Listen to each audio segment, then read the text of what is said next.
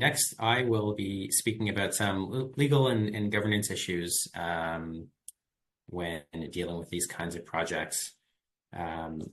So just wait a moment for the slide to change. Okay, here we go. So as we all know here, condo corporations have an obligation to maintain and repair the common elements. Generally speaking, condos will wait until at or near the end of the useful service life of a common element item to start considering capital repair or replacement project. The item, whether it's the boiler, the cooling tower, the windows, they're replaced typically with items that are substantially similar in quality based on today's construction standard. So there's some room for advancements in technology or efficiency as long as those are in line with today's construction standards. And you can work with your lawyers and your engineers for guidance in terms of what would constitute being in line with that standard.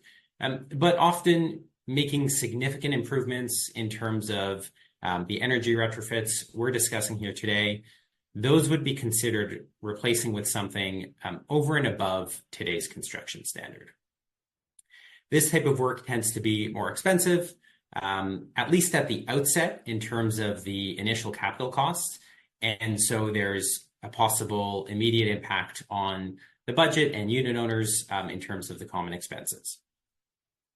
Condo corporations tend to be fairly cost conscious and in general hesitant around making changes and doing things outside of the norm.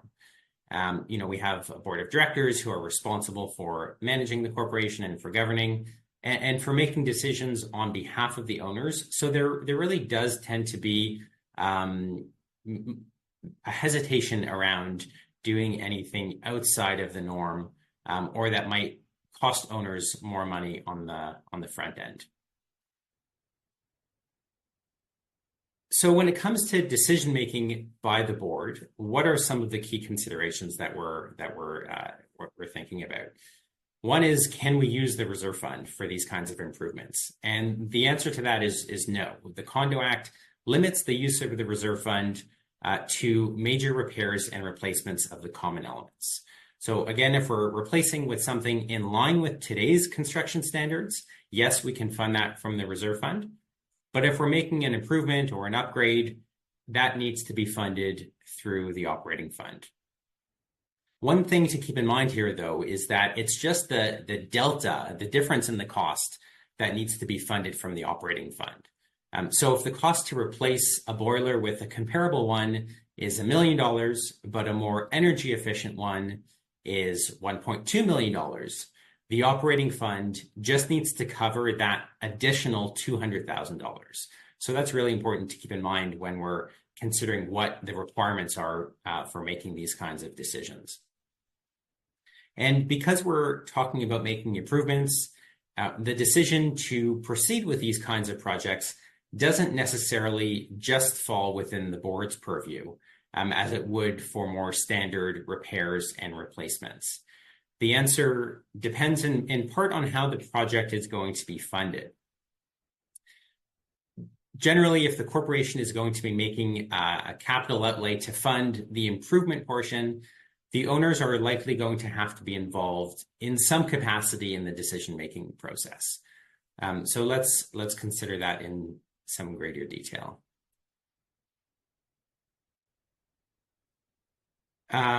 So there's a few different funding models that we're going to talk about here.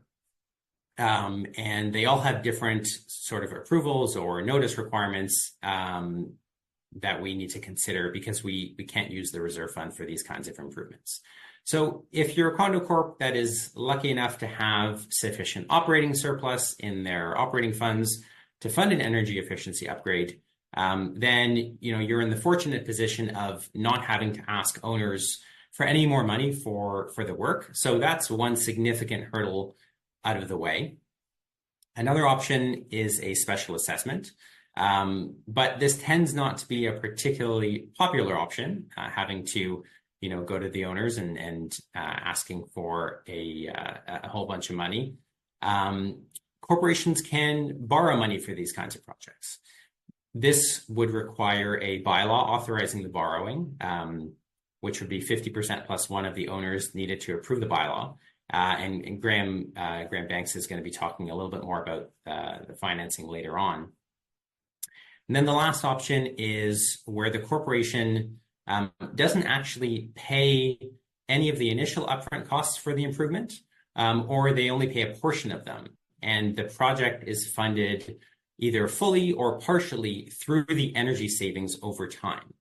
And this has some unique advantages given the lack of, or at least the reduced capital cost to the Condo Corp. So these are the four possible sources of funding, each with their own requirements and benefits and costs. And so what does Section 97 of the Act say about, of the Condo Act say about each of these options? And just as a reminder, Section 97 of the Act is the section that deals with making changes or improvements to the common elements or to the services provided to unit owners. So again, when replacing like with like, the board can proceed with the work without consulting with the owners, without notifying the owners. It doesn't matter how much the project costs. It doesn't even matter if the project is going to be substantially more than what you anticipated. If you're replacing like with like, this falls within the board's mandate, and they have a right and in fact an obligation to carry out that work when it's necessary. But when we're doing an improvement or a change, we have to look at what is the cost difference of undertaking that project. So if the project is going to cost less than 1% of the annual budget, and we're talking about both the reserve and the operating portions, the board can proceed with the change by resolution. Chances are with these energy retrofits, we're not likely going to be in this less than 1% threshold category. So the next one is if the project is going to cost between 1 to 10% of the annual budget. In that case, the board would have to send notice to the owners proposing the change. The notice would have to list the cost. The board plans to pay for the cost. And then the owners would have a 30-day period to requisition a meeting to vote on it. So 15% of the owners, 1/5, can requisition a meeting to vote on that change. If no meeting is requisitioned, the board can move forward with the project. If a meeting is requisitioned, then the change can only move forward if the owners do not vote against it at a meeting. So we might fall within this 1 to 10% category, and then we'd have to send that notice. And then the last one is if the project is going to cost greater than 10% of the annual budget. In that case, 2/3 of all the owners have to vote in favor of it at a meeting in order for that to proceed. So that's a pretty high threshold.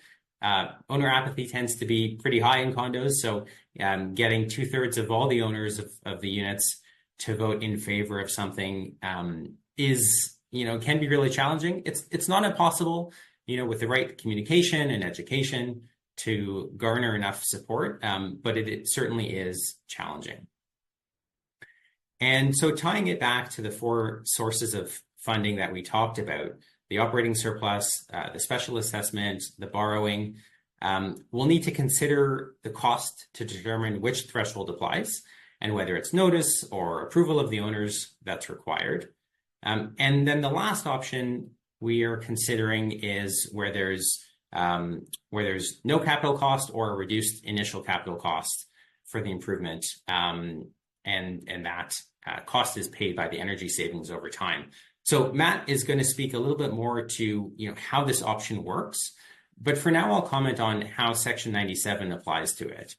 And here's the time I need to advise you to always get legal advice for your corporation to rely on. But having said that, I'm going to provide sort of my comments on these types of projects when there's no capital cost or reduced capital cost to the Condo Corp for the improvement. And so there's the net cost to the Condo Corp is nil because because it's the savings that are funding the project over time. So in that type of situation, one can argue that the thresholds under Section 97 aren't actually triggered because of that no net cost to the condo corp. And so the corporation can proceed with this kind of project by resolution of the board without having to provide formal notice and without having to seek the approval of the owners. Even though the board might be able to proceed by resolution without that notice and without that approval required, it's not something that we recommend, the board just go ahead and do without notifying owners, without involving them in the process. So we suggest that you, as a board and management, you do notify the owners, provide details about the project, have that transparency with the owners, hold a town hall meeting to discuss the thought process behind it, and really try to garner support behind the project, because ultimately, that's what you want to be doing as a board, is having owners on side with what you're doing, especially if it's outside of the norm. So when you're deciding on what funding model is best for your corporation, you're going to have to consider all of these factors, and whether you place a high value on having a reduced or having no capital cost in exchange for potentially reaping all the benefits of the energy savings over time for yourself as the condo corp.